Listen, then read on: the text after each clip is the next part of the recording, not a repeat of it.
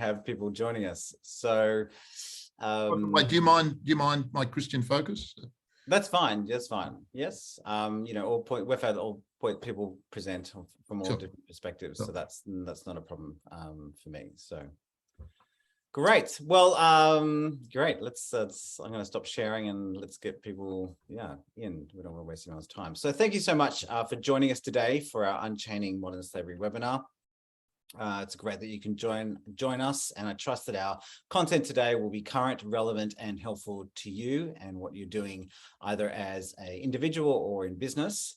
My name is Dr. Stephen Morse. I'm the founder of Unchained Solutions. At Unchained, we inspire Australian organisations to be leaders in making impact on modern slavery. I'd like to begin with an acknowledgement of country, recognising that people are joining us from many places, even outside Australia. And so today I'm speaking from Garigal country, upon which parts of the northern beaches of Sydney are based.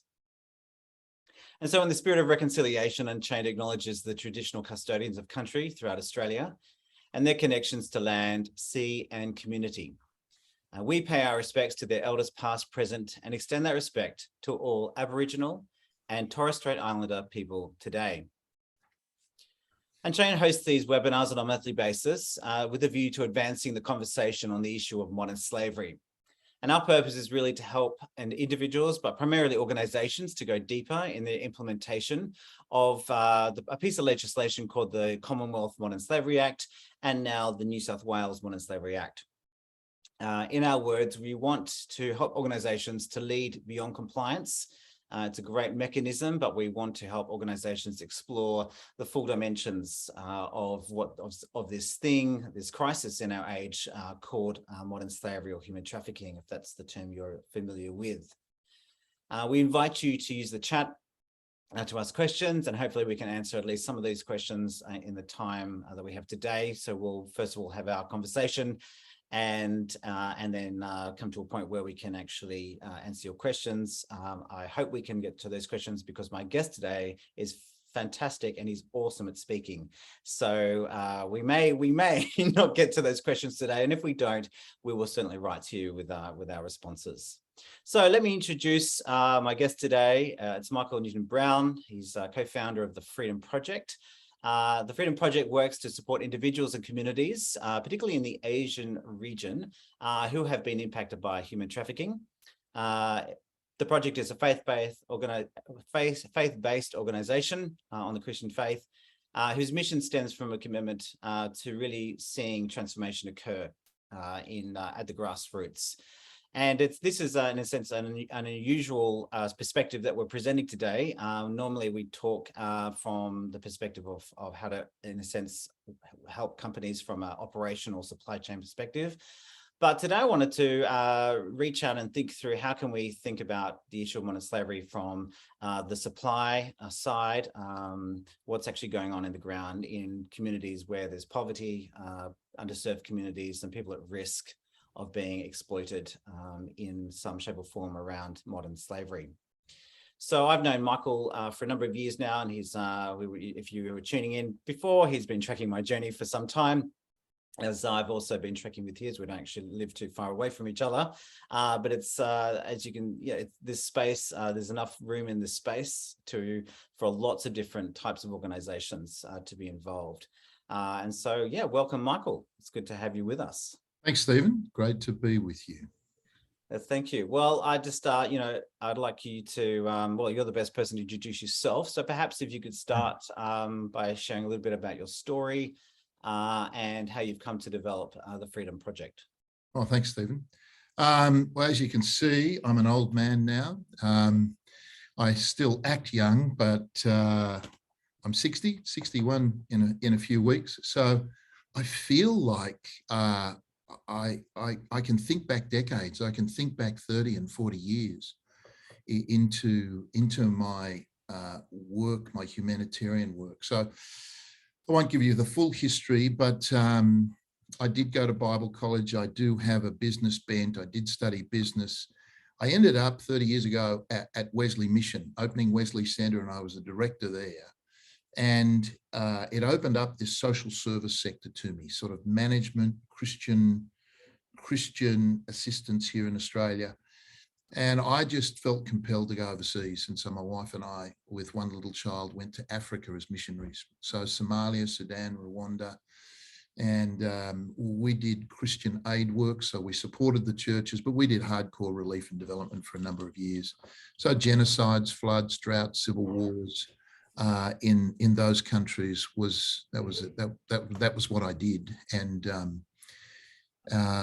it was life-changing. I got a bit sick, so I got a number of diseases, African diseases all at once. And my wife said, we had 3 kids by then. She said, can you come? Can we go home? And so I'd had typhoid, typhus, malaria, and pneumonia concurrently. Wow. And Christmas 97 was nearly my last. And so I said, okay.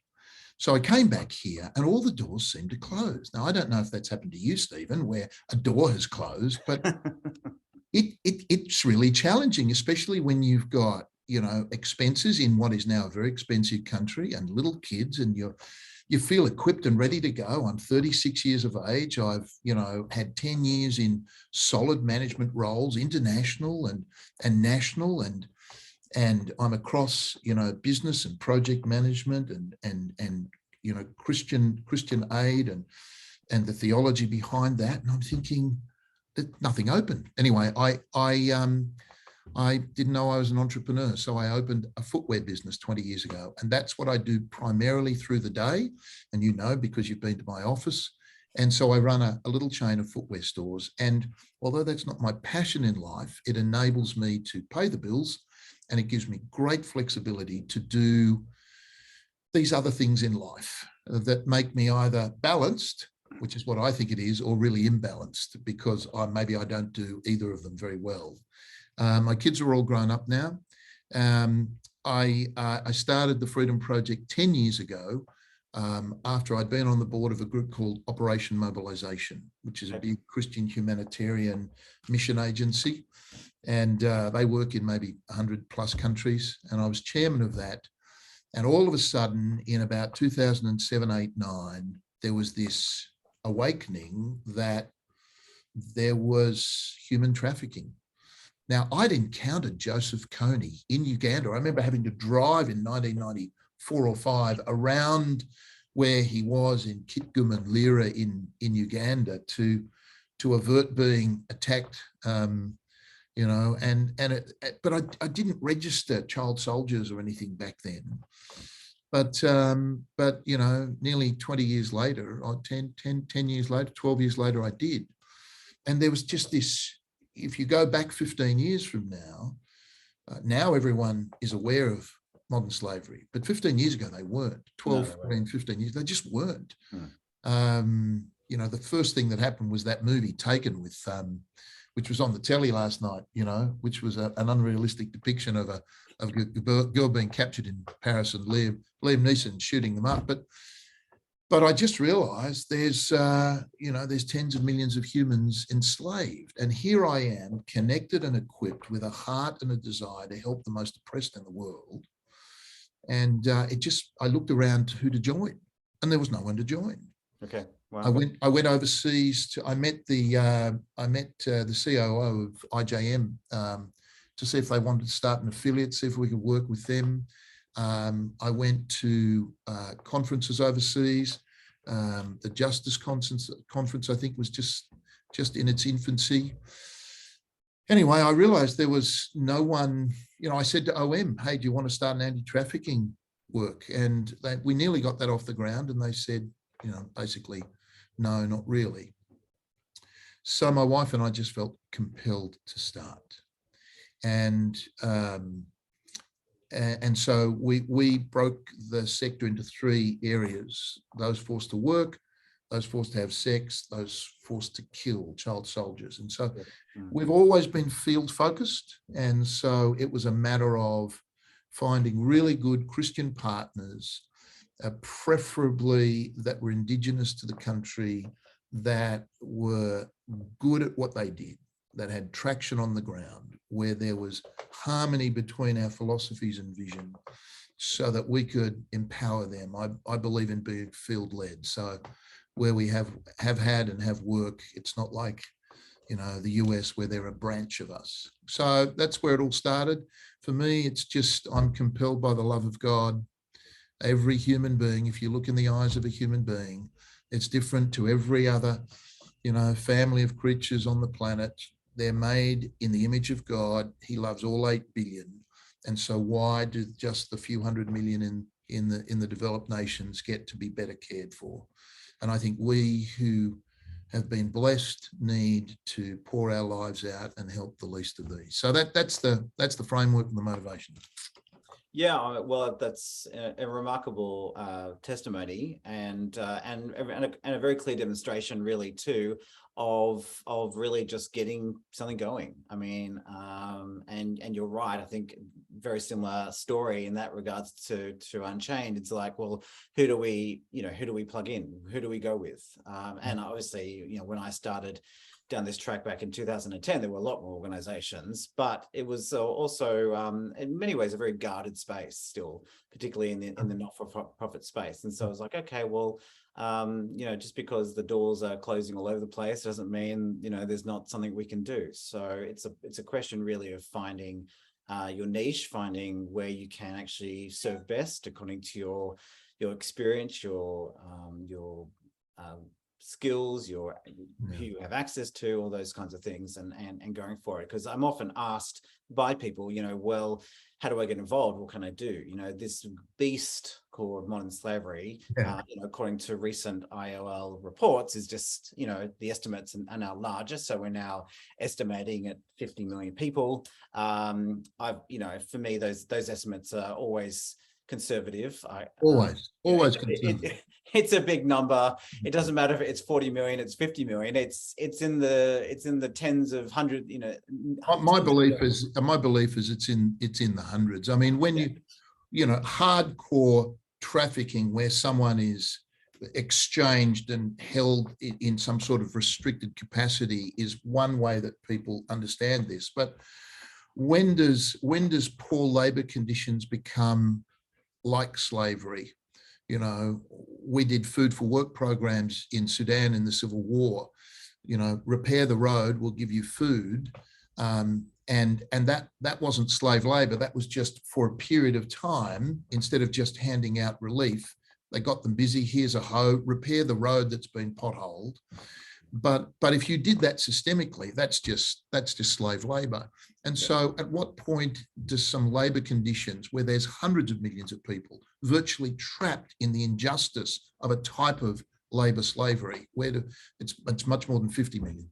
Sure, totally, yeah. And because modern slavery sits on a continuum, and it's extremely context. So even identifying a case of modern slavery is extremely difficult, and it comes down to, from my perspective, the greater the cluster of indicators around the nature of the exploitation, low pay, extreme working hours, no time off, or fees for all sorts of things, onboarding fees, or whatever is in that sort of mix of coercion and threats. The greater the number, the greater the incidence. So, and there's very little anecdotal. It's very hard to get accurate numbers on this stuff. Anyway. Thank you. Okay, so I suppose then, in terms of the coming up with the concept of the Freedom Project, so how did that get going in the sense? Well, because there was no one to join, we think, oh my goodness, we've got to start something. And so we had this freedom notion. So the name just sort of came to us, and I was able to register the freedomproject.org and a few other URLs, and we form a vision in the Constitution and get a board, and you do those things.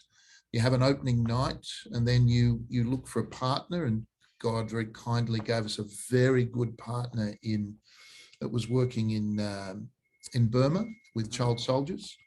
And so we had a few homes of ex-child soldiers in Burma, and one just across the border in Thailand. And that was pretty powerful work. The Wa state has been at war with Yangon for decades, and they're almost a different mindset to most Burmese. And, you know, to be war is to be at war with the government. And of course, you grow up in a family, well, you learn to handle a gun and you're at the front lines before you know it. So we were able to take a few hundred kids out into homes, give them an education, quarantine them from being recruited by the rebel soldiers who were the ad hoc government in the regions we worked in. And then they would come back years later and say, well, your guys are educated and they actually understand computers and technology, and we need them in an administrative capacity, or we need them to help rebuild society. So, you know, it was really, really helpful. And then we worked in Mindanao, down in the south of the Philippines, again, child soldier work. A lot of pretty hairy groups down there.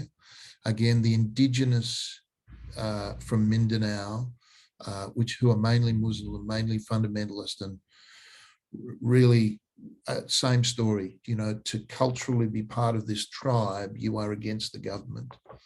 And we had kids in schools and protected, you know, the local tribal leaders and even the rebels themselves went, you're educating our kids? That's fantastic. That's what we've been asking the government to do. So we'd build these little schools in the mountains of Mindanao, stick a school teacher in the back of the classroom, and be a spot for him to sleep. He was like a Christian missionary called to educate. And you get these, and the only way in was by plane, or take you a couple of days to get in there by river and then trekking. And so really, really quite out of the way. But the last few years, we're primarily in the last 10 years, we've been in India, and our programs in other parts of Asia they're funded and they've hit a natural life cycle. And so we started India about 10 years ago. So the process then from the grassroots is about partnering with organizations in those. Yeah. So we don't have to have the Freedom Project name anywhere. So when we're in Burma or the Philippines, we would partner with Just Projects International. And then in India, I met a woman who was CEO of another agency involved in anti-trafficking. She was leaving, and I said, look, we're looking to partner somebody, a Christian that comes from our same spiritual and philosophical background, but someone who's a practitioner. Do you know of anyone? And she said, well, yeah, if you start it, I'll run it. So a couple of weeks later, I was on a plane and we started very, very quickly. I got dengue fever in the middle and again, managed to recover. And what should have taken 12 or 18 months to get registered took literally 2 or 3 weeks. I call it the favor of God, just the grace and kindness of God. So we got established very quickly. And so that's actually called the Freedom Project India. So it carries our moniker, and there's a staff there of, I don't know, 30 staff, and we do the full spectrum from prevention through to restoration. Yeah, I was going to ask you about it. So just 2 things. So you mentioned earlier about setting up schools. So is that the primary kind of? No, not well. Everything's about context. So when we were in, say, the Philippines, that's what we did. In India, no, where we are in prevention, we have what we call a Sport for Life program. It's a sport mentoring program. I think there are now somewhere over 1,000 kids who have joined the Freedom Project Soccer Club. And 6:30 every morning, they come along and train. They get their kit with their personalized name on the back. There might be an image or 2 of those that I might have sent you if you can drag them up. But yeah, your email didn't come through. I don't know. Didn't it? Oh, sorry, mate. That's okay. That's okay. Too late now. Yeah, that's okay. And then they go off to school. They have to be in school to be in our program. So parents agree to that. Which stops them having to go out begging or getting caught up in work at a young age of 8 or 10 or 12 or 14. And then after school, there's all sorts of programs, formalized and informal. And our coaches aren't just coaches, they're life mentors. And the parents just love what we do, even though they know we are strong in our Christian philosophy. They're Hindu or Muslim. They're seeing these kids adjust their spiritual and philosophical stance, but the parents love it because they see the transformation in the kids' lives. And instead of these kids having a direction of largely being victims or occasionally perpetrators, they're now potential leaders, but they're definitely not one of those other two. And it's very exciting to see. So that's I think 14 or 16 slum communities, and all our coaches are from the slums themselves. They've come up through the ranks, and there's a long list of kids that want to join the staff team. So I was going to ask that. How do children come to you? Are you just a magnet for children to? Yeah, well, a little bit of crowd attracts a crowd, but the unloved, you've only got to give them a little bit of attention. You and I could go and organise a sporting activity on a field, and we get a few, knock on some doors, get a few kids. You start to formalise that, then you start to register a club, and then you develop a program around that. And so the guy that, one of our senior guys that runs that is a sort of national level coach, and he just had this vision for it, and he started with us and already had 100 or 200 kids that he'd been working with, and just was the first sort of plank in what we did 10 years ago. I think we registered 9 years ago, so about this time in 2013.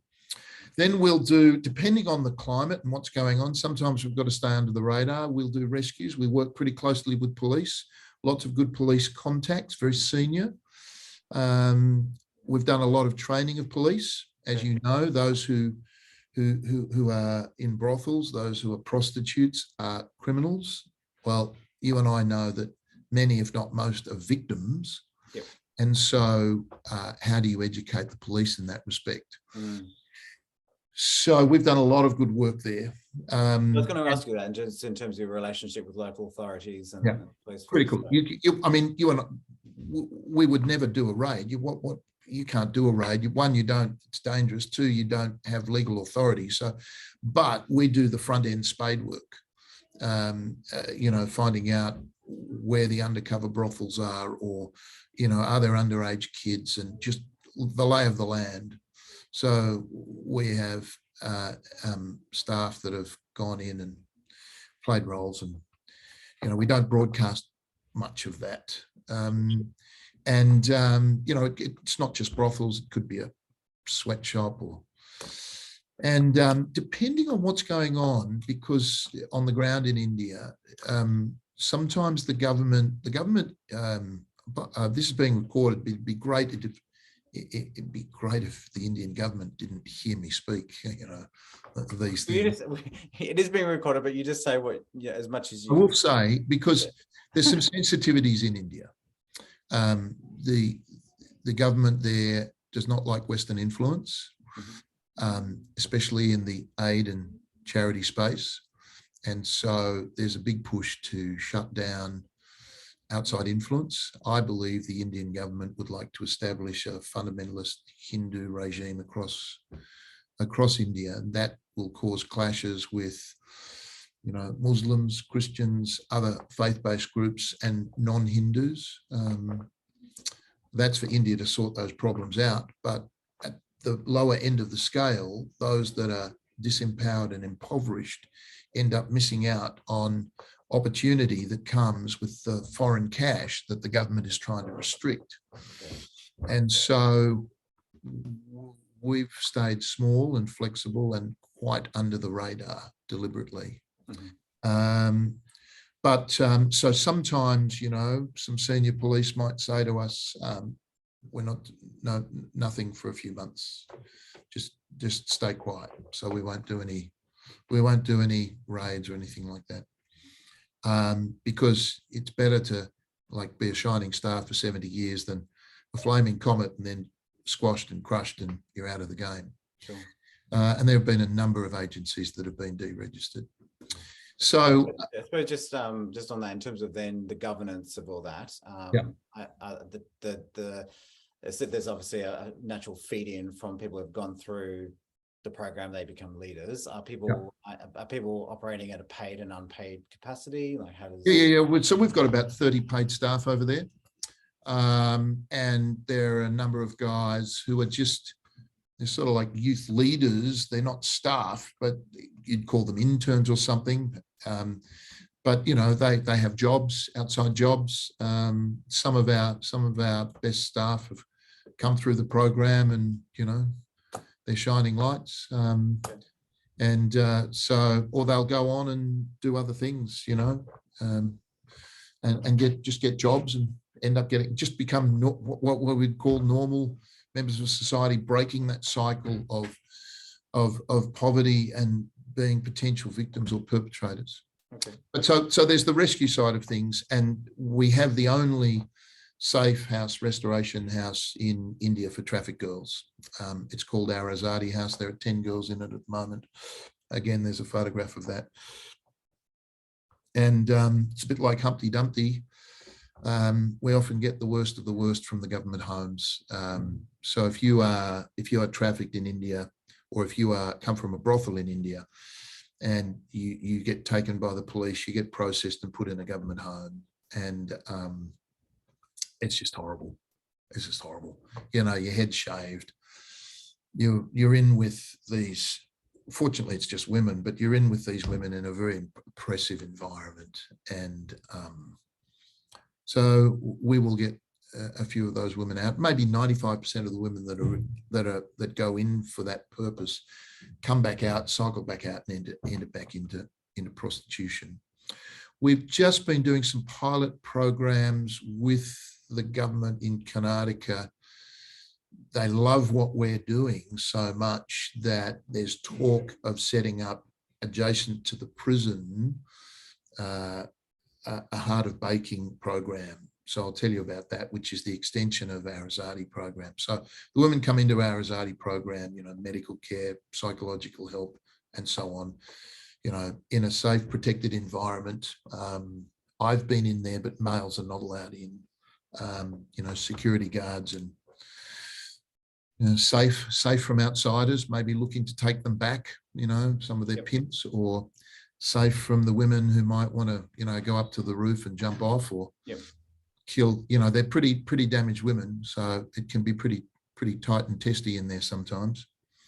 But the transformation in their lives generally is just it's just a God-breathed miracle of restoration. And as they're going through this restoration process, they need something to do, something meaningful. They need a purpose. So we started a thing called Heart of Baking. And our main office, I remember the balcony in the upper floor got converted to a kitchen a couple of years ago, just pre-COVID, actually. I think it was about 2019. And we piloted this baking program to see if the girls wanted to bake, if they could bake, if it would be profitable. And it's worked out pretty well. So now we've moved office, and the ground floor of the office is a bakery. It's open to the public, but that's not really most of the income. It's not big income, but it'll be to businesses and schools and hospitals, and sort of 50 cupcakes here and 100 there, and a little bit of economies of scale. That gives them a little bit of money. Mm-hmm. And, we refine that. But that Heart of Baking model, the government is looking at getting us to roll that out in some of the prisons, or adjacent to the prisons, as part of the exit strategy for these women. Yep. Would you turn that into an actual, like a registered business? Because I'm a businessman, the CEO is all over me, like monthly. Michael, when are you coming? You've got, it's been, 2 years now or whatever. You have to come back. We need to scale up. We need to make this a commercial business. You're the only one we know with the skills. And I've got more, I've got more questions. I mean, if you're really good at social services, that does not make you entrepreneurially able to run a cafe or a bakery business. And so there are some real risks in attempting to set that up. But the aim would be that there's a possibility that it may be set up so that it's an income generation for the girls, but also back into the Freedom Project so that it's more self-sustaining. But it does raise questions. They would have to introduce staff that they don't have. Yep. And manage those staff. And I'm not sure that our current leadership have a commercial mindset. They've got a commercial heart, but I'm not sure if they've got a commercial ability. So we'll see. All right. So I suppose in all that, what does success look like in this kind of context? Do you know, if you'd have asked me 10 years ago, I'm a utilitarian kind of guy, you know. So the greatest amount of good for the greatest number of people. So 27 million slaves when we started, now there's 50. So how many million how do we just see this roll back? You know, how do we see slavery end in my lifetime? A few people who have founded organizations or in my position have that mindset. But Stephen, I don't know if you realize how hard it is to scale this stuff. Like,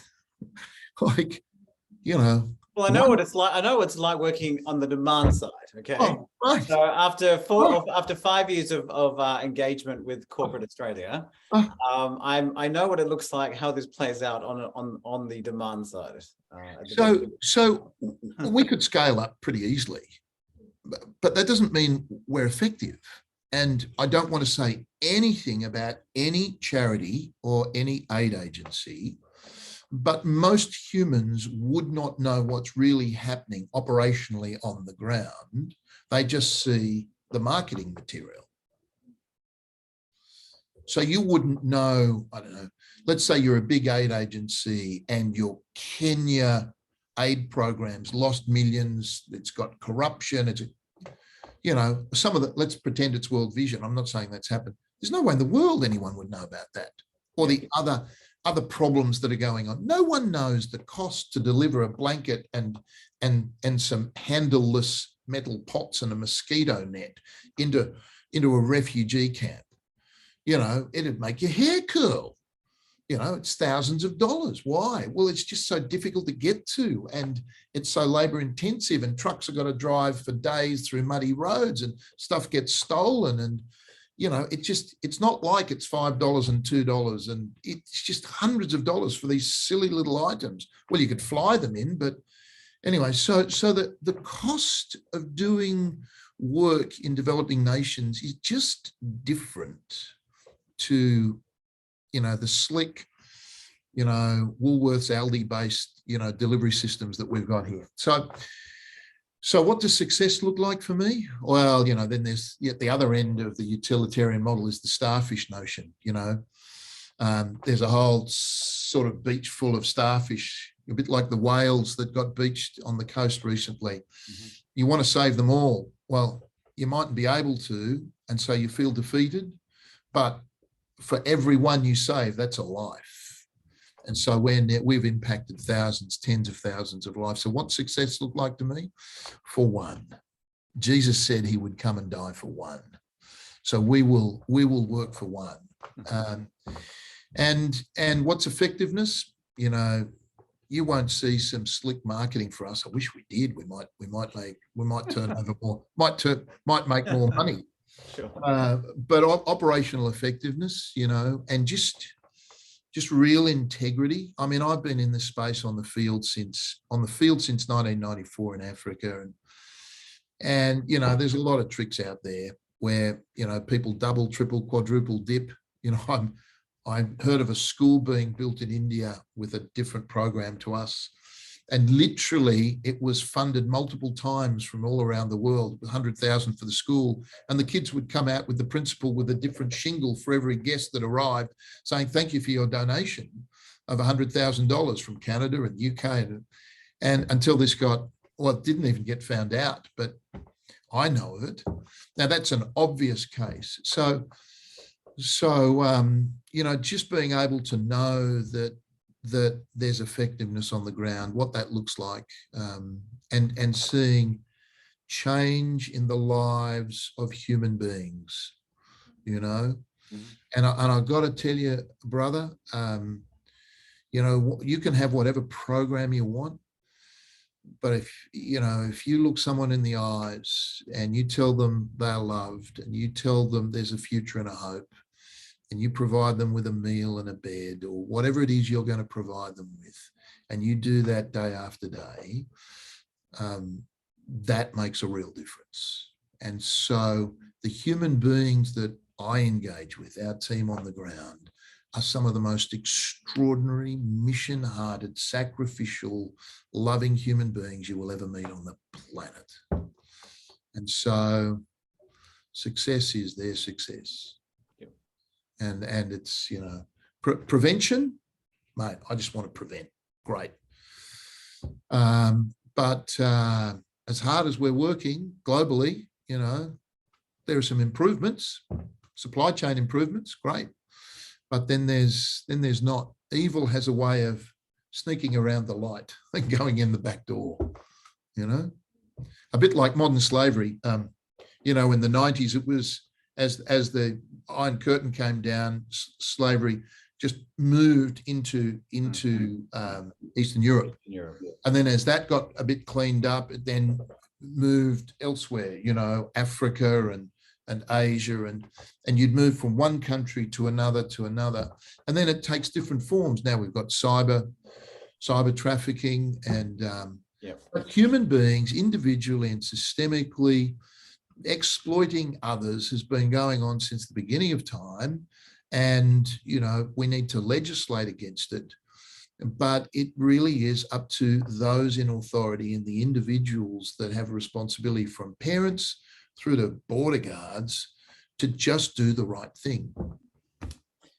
Yeah, and I think, it's really, I think what stands out for me and what you've been saying is just how important it is to really have a long-term view in this, and not to think that we're going to be solving this issue overnight. I mean, I've in terms of my work with companies, just when the penny drops and they realize, oh, this is just not a few months of work here, is it?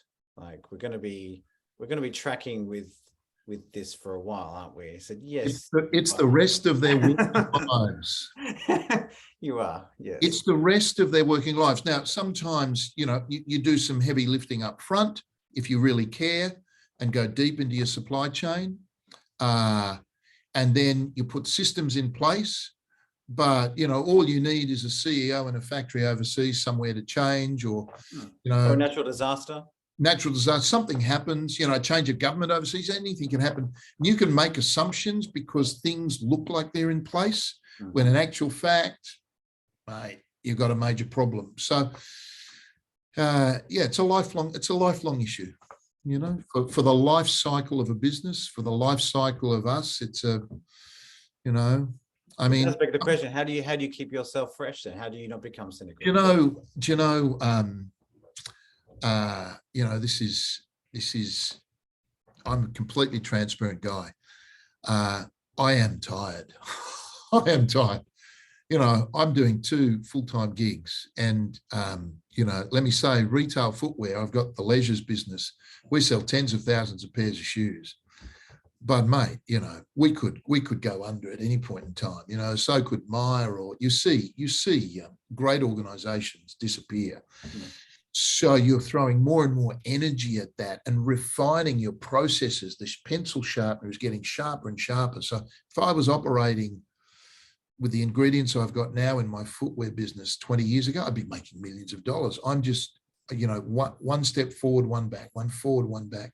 And in the work I'm in now, you make this massive dent in a community, only to turn around and see, oh my goodness, there's another community. So we've gone from 4 to 6 to 8 to 10 to 12 to 14 to whatever number of communities we're at. And I was at a training day, visioning day. I think it was late 2019. I haven't been there since early 2020, late 2019. And we gathered together, and all the staff were visioning what we were going to do. My wife she was in tears, and it wasn't just joy, let me tell you, because they were saying, we're in Bangalore. The state of Karnataka has 29 provinces. Let's roll this out across all 29 provinces over the next 3 years. All Liz saw was, how many millions have I got to raise? And just the burden of that.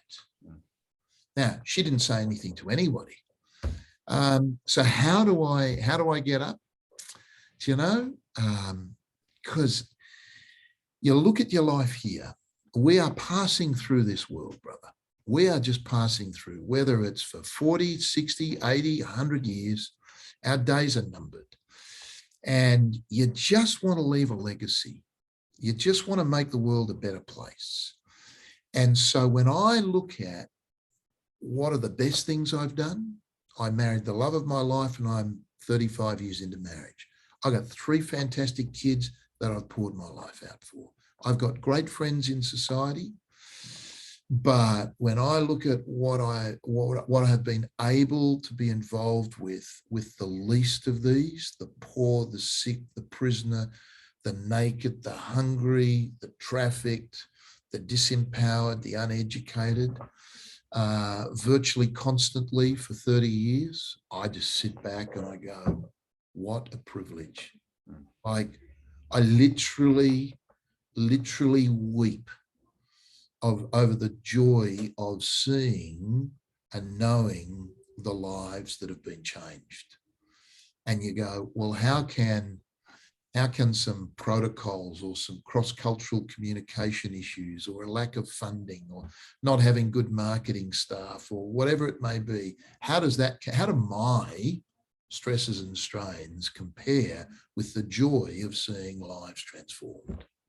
It is just, I sit back and I just go, I don't even know the lives that we've impacted because I'm not important, but it's thousands, it's tens of thousands. It's thousands of lives have been changed. It's tens of thousands, maybe even hundreds of thousands that have had their destinies rerouted. It's just a glorious thing to be connected to. Yeah, cool. Wow. Thank you. Well, thank you for that. I've got a couple of more questions, but I just thought. Sorry for my long-winded answers. Well, we're now at it's now 1:45, so I just wanted to remind those who have joined us today, and thank you so much for joining us. But if you have any questions, you can we invite you to put them in the chat.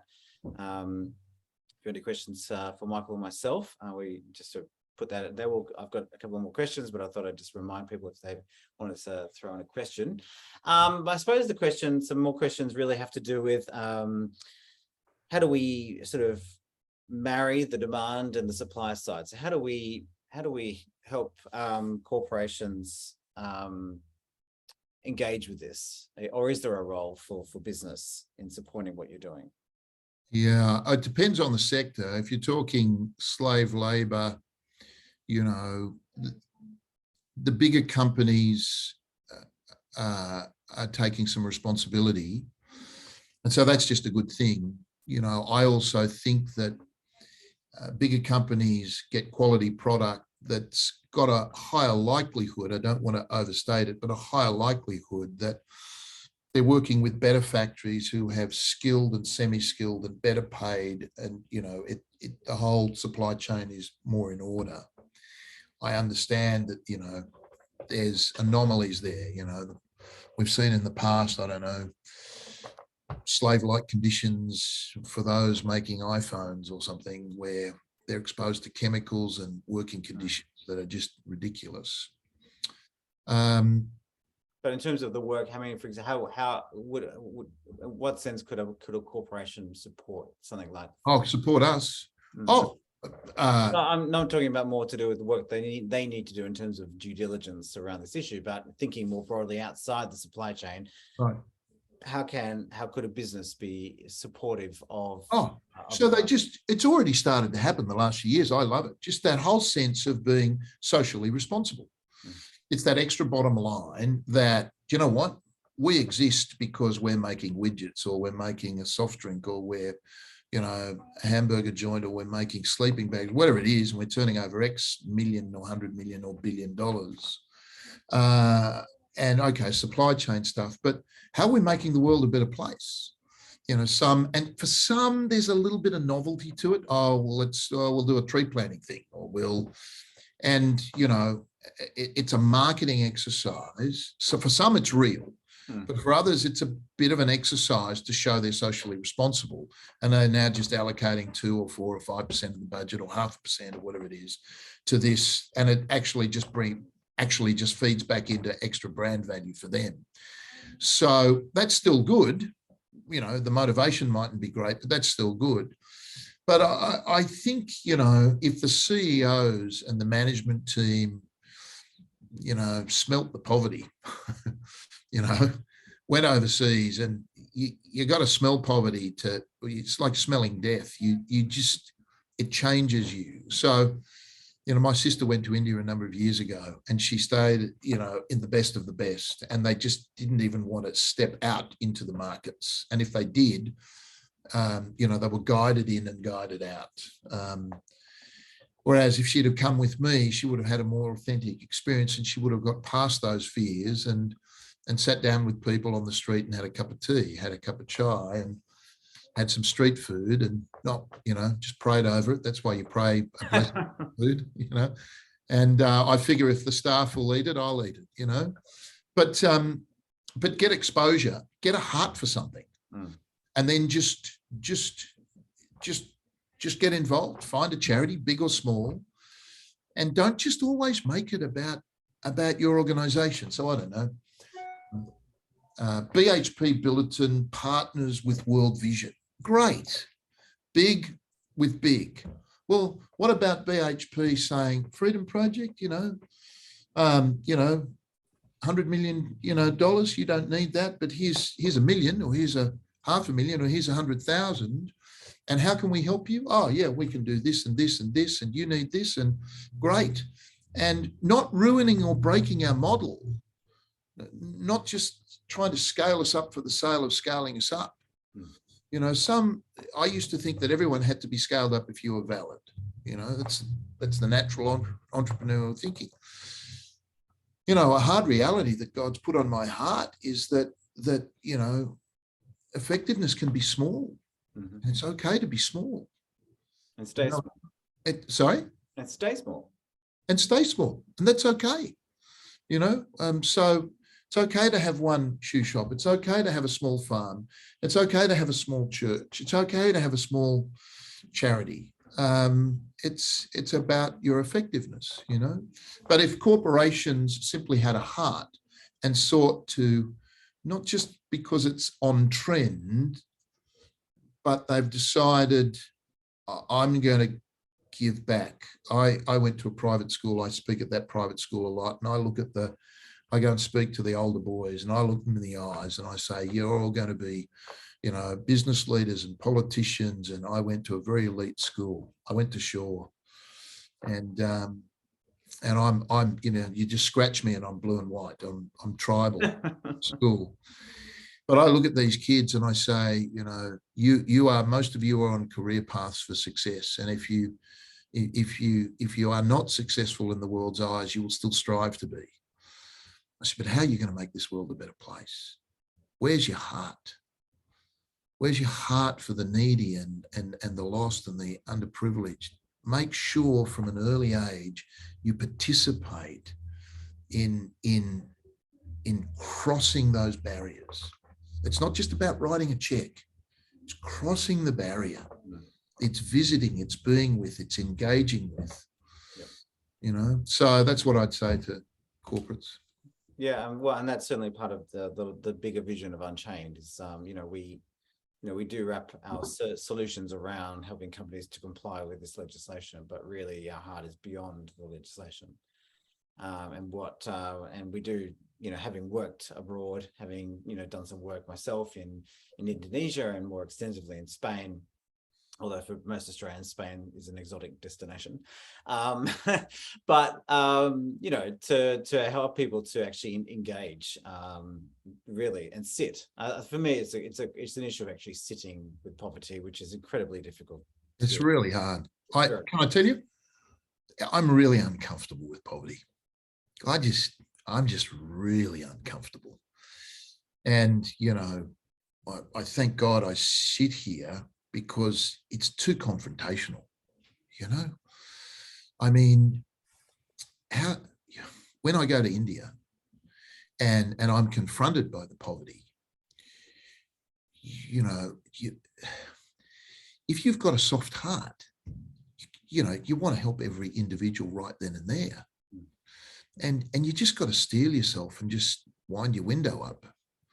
And, half the kids that are begging, they're on a quota. They've got to bring in the money. It doesn't go to them anyway.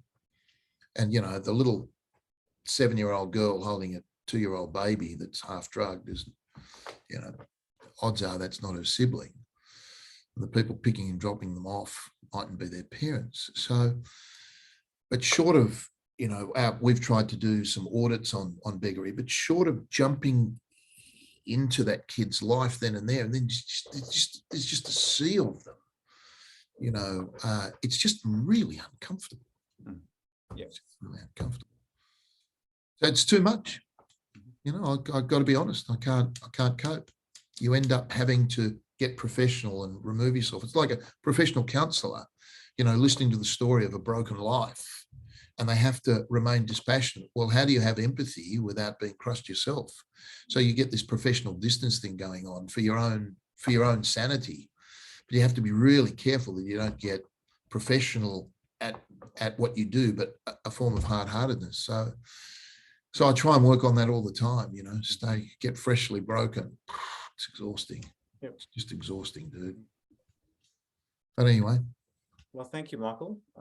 Thank you for sharing that, and yes, giving us very high level in many ways, some touch points into what the experience is like, and the challenge of that, of living and operating in communities and contexts where there is poverty, there are people at risk, there are all sorts of complications, and the measurements of success are not always apparent, and it is one of the challenges. I think it is a clear challenge for many organisations, even through addressing modern slavery through the Modern Slavery Act, is how do we actually be effective? How can we measure the effectiveness of what we're doing? It is one of the key challenges for this. So I think seeing progress, seeing success is for many is elusive. And you think you might be onto it, but you may not be. So, and that can be difficult to quantify. That can be difficult to account for and budget for. And for a lot of organizations to actually assign resources to something which may actually seem like an empty bucket that will not be filled. Okay, well, thank you, Michael. We're going to wrap up there. We don't have any questions, but happy for people to submit those. But we have run out of time to answer them today. But I just want to thank you once again, Michael, for sharing today on the Freedom Project and what you do and what you stand for. I really value your conviction, your own perseverance and resilience in the space. I think you probably see yourself in me, just a younger version of yourself. I commend you. Keep doing what you're doing. Keep pressing on through the sunshine and the storms, brother. It's worth it. It is, and I really see the value in what you're doing. If I'm just going to share the screen just so I can put up some details. So if you want to connect with Michael, you can do through info@thefreedomproject.org. If you want to inquire more about this organization, how you can get involved, how you can support them in the work, either through donations and volunteering and all sorts of things, and advocacy, fundraising. I'm sure there is a lot that can be done and for you to plug into. If you want to connect with me, you can do so using the QR code, and that connects you to all my socials and the like, all my information. I'd love to talk with you further if you've got any further questions around the Modern Slavery Act and the issue of modern slavery and how it's impacting corporates here. What does it mean, for example, to be a responsible business and a conscious consumer? So we want to thank you so much for joining us. And just as we look ahead, we won't have a webinar in October because I've got a few, actually, thankfully, I've got a lot of events on, so it doesn't really make sense to have one in October, but we'll have our final webinar in November and that'll be the final webinar for the year. So yeah, with that, we send you our blessings, and you be blessed in what you're doing, and yeah, look forward to doing the journey with you.